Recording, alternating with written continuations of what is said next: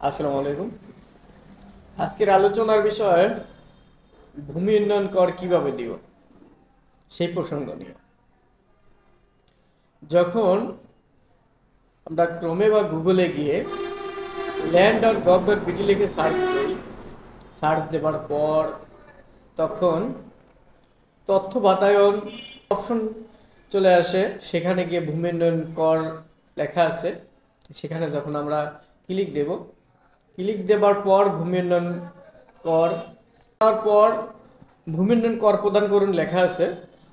সেই ভূমি উন্নয়ন কর প্রদান করুন সেখানে যখন আমরা ক্লিক দিই, ক্লিক দেওয়ার পর নাগরিক যে একটা নিবন্ধন, সেই নাগরিক নিবন্ধন করতে বলে। যাদের নাগরিক নিবন্ধন করা নাই তারা নাগরিক নিবন্ধন করে নেবেন, আর যাদের নাগরিক নিবন্ধন করা ছিল তারা লগ ইন করে নেবেন। সেই লগ ইন করে নেব।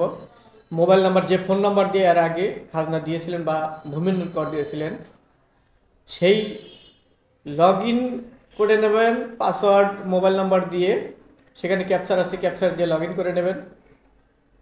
করে নেবার পর তখন যখন হোল্ডিংয়ে নিয়ে যাবে, হোল্ডিংয়ে নিয়ে যাওয়ার পর তখন সেখানে ড্যাশবোর্ড লেখা আছে, নাম ঠিকানা টোটাল ডিটেলস চলে আসে। ড্যাশবোর্ড, হোল্ডিং অনুসন্ধান, হোল্ডিংয়ের তালিকা, সম্মতিকৃত হোল্ডিংয়ের তালিকা, দাখিলা, পেমেন্ট, এখানে বিভিন্ন ধরনের অপশন আছে। সেই অপশনের মধ্যে যদি আপনি নতুন করে কোনো হোল্ডিং এন্ট্রি দিতে চান, নতুন করে হোল্ডিং এন্ট্রি দিয়ে সেই হোল্ডিং ভূমি অফিস থেকে অনুমোদন নিয়ে চেক কাটতে চান বা ভূমি উন্নয়ন কর দিতে চান, তাহলে সেই ক্ষেত্রে হোল্ডিং অনুসন্ধানে যাবেন। যাবার পর সেখানে বিভাগ, তারপর সেখানে জেলা, উপজেলা, সেখানে যার যার মোজা, যে মোজার আপনি চেক কাটতে চান সেই মোজা দিবেন। মোজা দেওয়ার পর খতিয়ান নাম্বার দিবেন, হোল্ডিং নাম্বার দেবেন, দিয়ে অনুসন্ধান করবেন। অনুসন্ধান করে এরকমভাবে নতুন যেগুলা খাজনা দিতে চান এইভাবে খাজনা দিতে পারবেন। আর যেগুলা অলরেডি আগেই নায়েব অফিস কর্তৃক অনুমোদন দেওয়া আছে, সেই অনুমোদনকৃত হোল্ডিংয়ের যে তালিকা সেখানে যাবেন। সেখানে গিয়ে আপনি সর্বশেষ যে কর পরিশোধ করেছেন সেগুলো লেখা আছে। যে খতিয়ানগুলোতে বা আপনাকে যে হারিজের কপি হিসেবে যে খাজনাগুলো দিয়েছেন সেইগুলো লেখা আছে, হোল্ডিং নাম্বার, খতিয়ান নাম্বার, সর্বশেষ কর পরিশোধের সাল, সেগুলো লেখা আছে। আর সেখানে বাংলাতেও লেখা আছে পরিশোধিত, স্ট্যাটাসে লেখা আছে। আর যেগুলার বাকি আছে বা বকেয়া রয়ে গেছে ভূমি উন্নয়ন কর, সেখানে লেখা আছে সূচিত।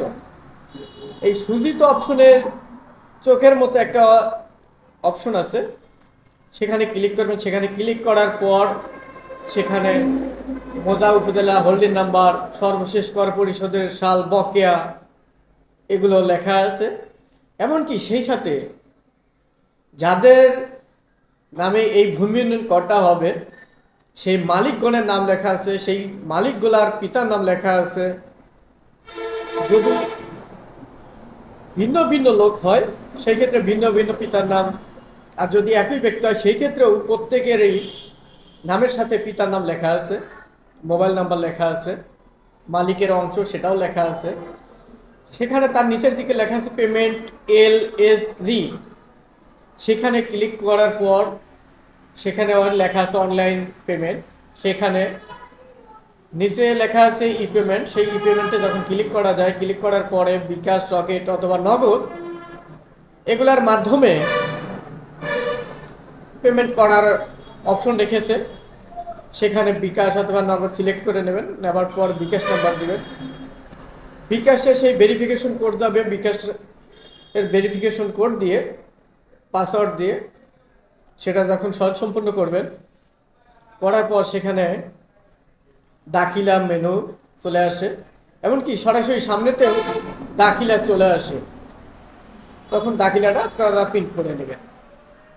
এমনকি এর আগের যেগুলো আছে কেটেছেন বা দাখিলা কেটেছেন সেগুলোও দেখতে পারবেন, দাখিলা অপশনে গিয়ে পেমেন্টের বিবরণও দেখতে পারবেন। এইভাবে আপনারা সহজেই বর্তমানে ভূমি উন্নয়ন কর প্রদান করতে পারবেন।